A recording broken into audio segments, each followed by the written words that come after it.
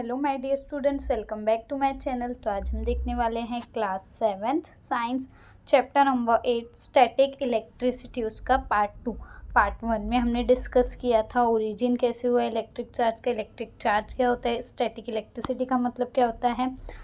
Okay और उसमें क्या देख रखा था हमने, फ्रिक्शनल इलेक्ट्रिसिटी, उसका कुछ एक्सपेरिमेंट हमने देखे थे और कुछ बाकी है, तो आज वो हम डिस्कस करने वाले हैं। Okay so let's start with the frictional electricity. First of all frictional electricity क्या होता है, कल मैंने बताया था, फिर से एक बार देख लेते हैं। फ्रिक्शनल इलेक्ट्रिसिटी, फ्रिक्शन का मतलब हम हिंदी में फ्रिक्शन को कहते हैं घर्षण।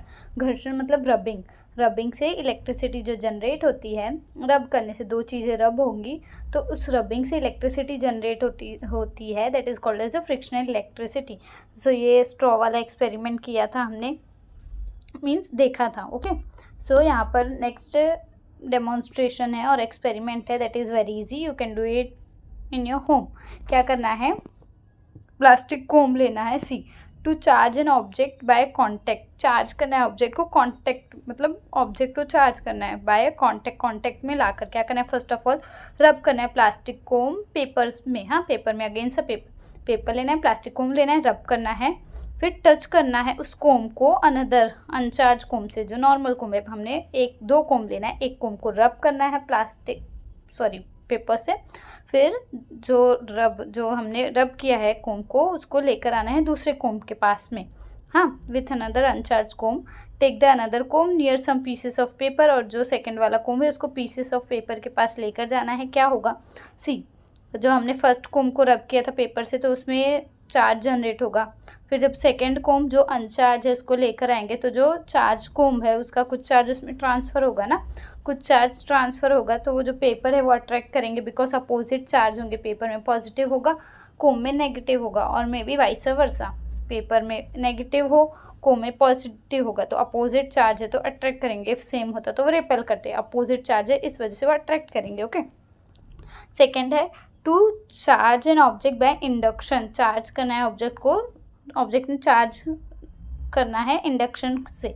तो फर्स्ट ऑफ ऑल हम देखेंगे इंडक्शन क्या होता है।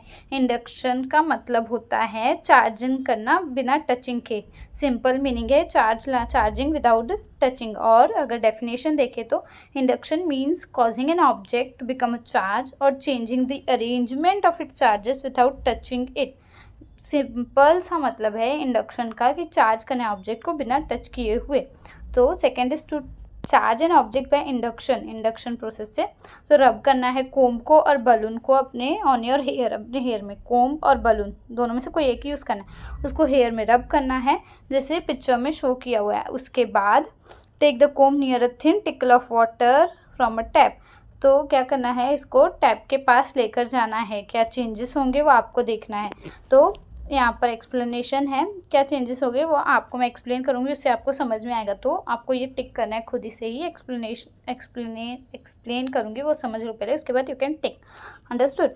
फर्स्ट क्या होगा, जो फ्लो ऑफ वाटर है वो चार्ज नहीं है ना, अनचार्ज है, जब नेगेटिवली चार्ज कोम में नेगेटिव चार्ज है वो आएगा फ्लोइंग वाटर के नियर में, तो जो नेगेटिव चार्ज पार्टिकल है कोम में आर पुश अवे वाटर, तो उसका जो कोम में नेगेटिव चार्ज पार्टिकल है ना, तो वो नेगेटिव चार्ज पार्टिकल जब थोड़ा सा नियर लाएंगे तो ट्रांसफ़र होगा इसमें नल में ना, जो टैप वाटर है उसमें ट्रांसफ़र होगा, तो वो पुश अवे करेगा, ठीक है। फिर कुछ टाइम बाद क्या होगा, दैट पार्ट बिकम, फिर जब वो दूर चला जाएगा तो वो बैलेंस वापस से नेगेटिव चार्ज हट जाएगा और वो पॉजिटिवली, सिंपल सा मतलब है, कोम में नेगेटिव चार्ज पार्टिकल्स है और जो टैप वाटर है उसमें पॉजिटिव चार्ज है, तो नेगेटिव और पॉजिटिव अपोजिट चार्ज होने की वजह से वो अट्रैक्ट करेंगे, और हम अगर कोम को दूर लेकर जाएंगे तो वो वापस से नॉर्मल फ्लो होगा। आप यहाँ पर देख रहे हो वो थोड़ा कोम के नियर जा रहा है ना, तो उसको सीधा फ्लो होना चाहिए, वो थोड़ा कोम के तो थोड़ा सा टेढ़ा फ्लो हो रहा है, टिल्टेड थोड़ा फ्लो हो रहा है, तो जब हम कोम को दूर करेंगे तो वापस से वो नॉर्मल स्ट्रेट फ्लो होगा water. Okay because of the opposite charge है तो वो अट्रैक्ट कर रहे हैं, अंडरस्टूड। नाउ यहाँ पर ऑलवेज रिमेंबर, याद रखना है आपको, नंबर ऑफ पॉजिटिव और नेगेटिव चार्ज इक्वल रहेंगे ऑन एन अनचार्ज और neutral object. Number of positive और negative charge are equal on an uncharge और न्यूट्रल ऑब्जेक्ट में पॉजिटिव नेगेटिव इक्वल रहेंगे। ओके, इलेक्ट्रिक चार्ज जनरेट होता है by induction, stays only as long as charge object is near to it. जो electric charge generate होता है induction के through, तो वो कब तक रहेगा, जब तक चार्ज ऑब्जेक्ट, वो ऑब्जेक्ट उसके नियर है तब तक ही वो इलेक्ट्रिक चार्ज जनरेट होगा। ठीक है, यहाँ पर एक और एक्सपेरिमेंट है, क्या है, एल्यूमिनियम बॉल लेना है। सी क्या है इसमें, एल्यूमिनियम बॉल लेना है, एल्यूमिनियम बॉल और बलून लेना है। तो एल्यूमिनियम बॉल को बलून के पास लेकर जाना है, तो बलून में नेगेटिव चार्ज है। ओके, तो ये जो नेगेटिव चार्ज है वो बलून के पास नेगेटिव चार्ज है, वो एल्यूमिनियम बॉल के पास ट्रांसफ़र होगा। ओके, सो अनचार्ज है एल्यूमिनियम बॉल, अनचार्ज है, इसमें कोई भी चार्ज नहीं है, वो न्यूट्रल है। तो जो नेगेटिव चार्ज है बलून का वो ट्रांसफ़र होगा एल्यूमिनियम बॉल पे। तो दोनों में नेगेटिव चार्ज हो गया, अब दोनों में नेगेटिव चार्ज है तो क्या होगा, वो रिपल करेगा ना, दूर जाएगा, रिपल्शन होगा। सी में आप देख रहे हो वो रिपल हो गए ना। सो यहाँ पर ये ट्राई दिस करना है now. Gold leaf electroscope, gold leaf electroscope ये क्या है, ये एक डिवाइस है, सिंपल डिवाइस है, किस लिए, डिटेक्ट करने के इलेक्ट्रिक चार्ज ऑब्जेक्ट में है या नहीं, इलेक्ट्रिक चार्ज ऑब्जेक्ट में है या नहीं, ये डिटेक्ट करने के लिए gold leaf microscope. Gold leaf क्यों नाम है, क्योंकि इसका लीफ लाइक स्ट्रक्चर है, आप यहाँ पर देखोगे नीचे लीफ लाइक स्ट्रक्चर है, वो गोल्ड का रहता है। So gold leaf electroscope. ये इसमें क्या रहता है, कॉपर रॉड रहता है जो कि metal disc which has a metal disc, copper rod रहता है और मेटल डिस्क रहती है अपर एंड में, एंड 2 थिन गोल्ड लीव्स रहती है at the other end. See upper end में मेटल कॉपर रॉड रहता है और मेटल डिस्क रहती है, फिर आपको यहाँ पे दिख रहा होगा, और फिर गोल्ड लीव्स रहती है वो जो कि बॉटल के अंदर रहती है। Understood. So the rod is place in the bottle so that the disc is above the bottle. Rod को बॉटल में रखेंगे ताकि वो डिस्क ऊपर रहे बॉटल के। जब अनचार्ज ऑब्जेक्ट को लाते हैं डिस्क के पास तो लीफ क्लोज रहती है, मतलब ऑब्जेक्ट में अगर चार्ज नहीं है, अनचार्ज ऑब्जेक्ट को लीव्स के पास लेकर आए तो लीव्स क्लोज रहेगी। व्हेन चार्ज ऑब्जेक्ट को लीव्स के पास लेकर आएंगे near the disc, when a charge object is taken near the disk, both the leaves are charged by the same electric charge and repel each other। जब charge object को लेकर जाएंगे तो दोनों लीव्स में सेम चार्ज होंगे, same charge होने की वजह से वो रिपल करेगी, लीव्स दूर जाएगी।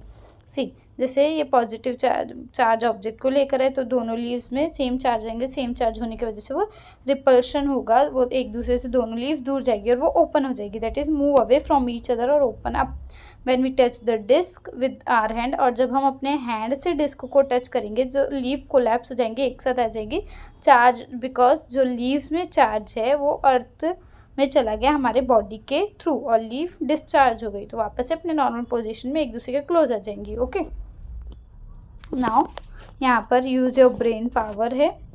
उसके बाद कुछ इन्फॉर्मेशन दी गई है ग्रेट साइंटिस्ट के बारे में। बेंजामिन फ्रैंकलिन 1752 में उन्होंने एक एक्सपेरिमेंट कंडक्ट किया था फ्लाइंग काइट के अपने बेटे के साथ। हाँ, विलियम जहाँ नाम है उनके बेटे का।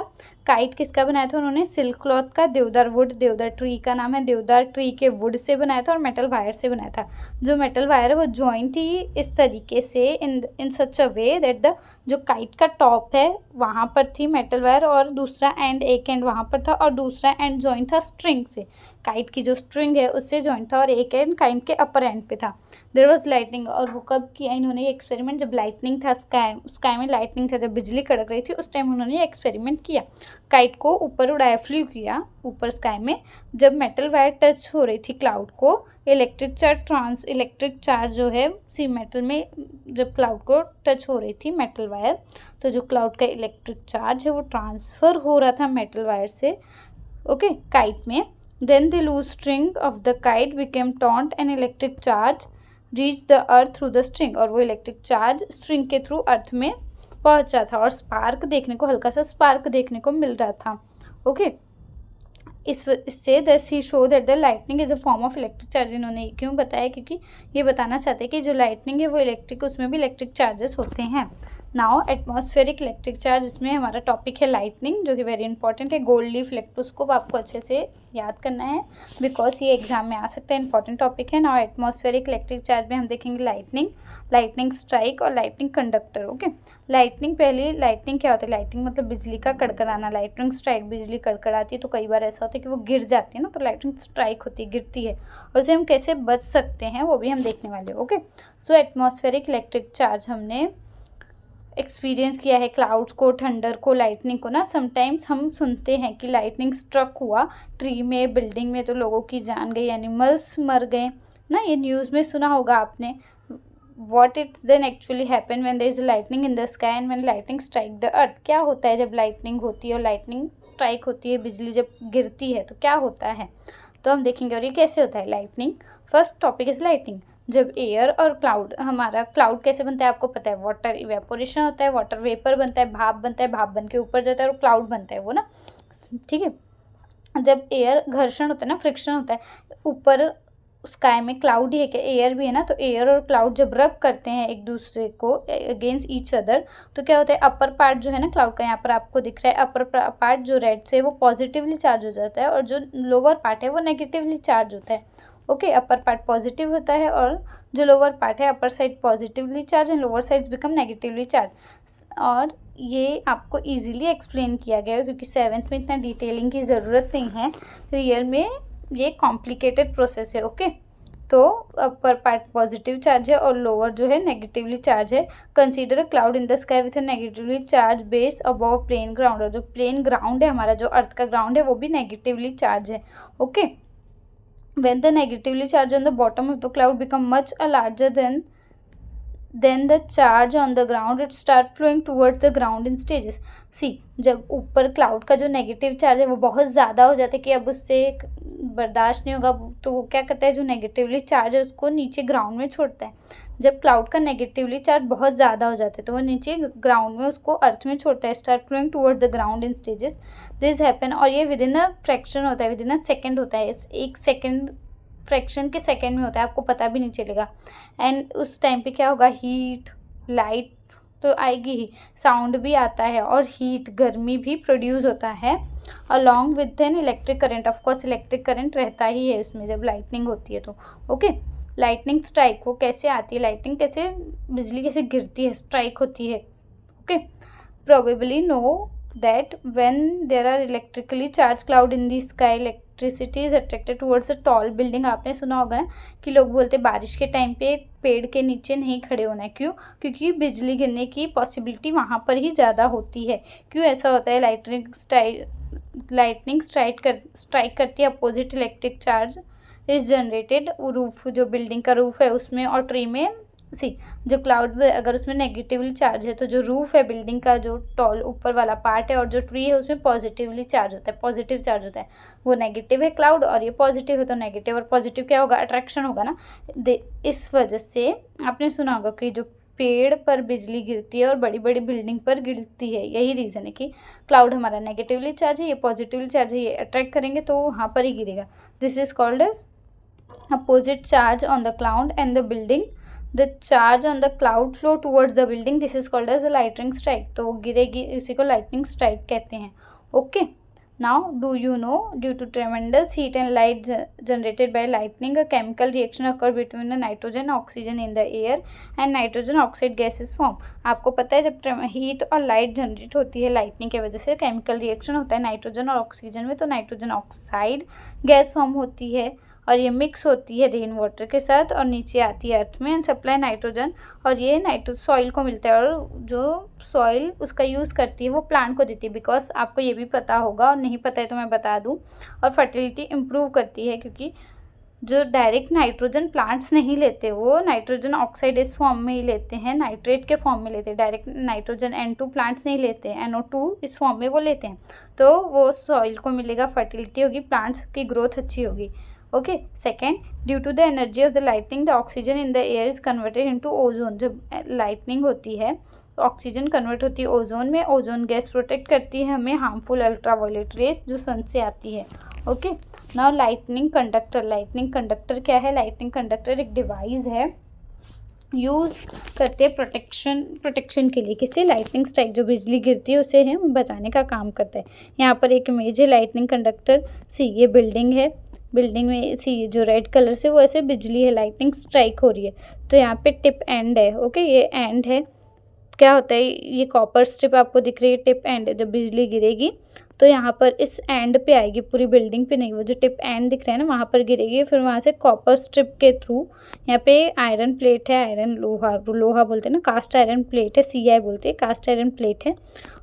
ओके, कोल एंड सॉल्ट का भी मिक्सचर है इसमें, तो ये जो बिजली गिरेगी वो टिप एंड से टकराएगी, टिप एंड से टकराने के बाद ये कॉपर स्ट्रिप वायर के थ्रू इसमें ज़मीन के नीचे जाएगी। ओके, और ज़मीन के नीचे जाने के बाद वो ज़मीन में ही रहेगी, किसी को हार्म नहीं करेगी, ज़मीन में मिक्स हो जाएगी, ख़त्म हो जाएगी। ओके, सो देखते हैं लाइटनिंग कंडक्टर। लाइटनिंग कंडक्टर एक डिवाइस है जो प्रोटेक्ट करता है हमको लाइटनिंग स्ट्राइक से।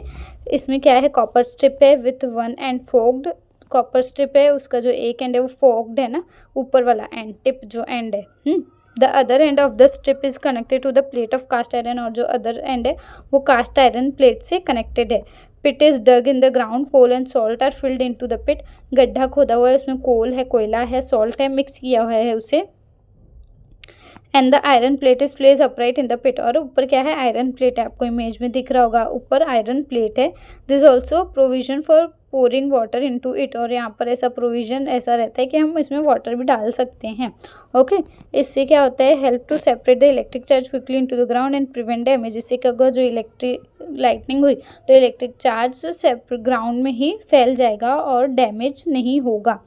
तो जब electrically charge cloud passes over the building, the electric charge flowing towards the building are conducted into the ground through the copper strip। सी जब लाइटिंग स्ट्राइक होगा तो वो टिप एंड से, वो कॉपर वायर से इस ग्राउंड में जाएगा जो लाइटनिंग है। ओके, जो बिजली है, जो इलेक्ट्रिसिटी है, वो ground through the copper strip, the damage to the building is prevented, और जो बिल्डिंग का डैमेज है वो प्रिवेंट हो जाएगा, रुक जाएगा। When such a lightning conductor earthing is fixed on a tall building, the surrounding area is also protected from lightning. अगर ये बिल्डिंग में हम लगाएंगे तो जो उसके आसपास का इलाका है वो भी प्रोटेक्ट हो जाएगा ना, बिल्डिंग भी बच जाएगी, आसपास का इलाका भी बच जाएगा अगर हम ये लाइटनिंग कंडक्टर को यूज़ करते हैं, लगाते हैं तो।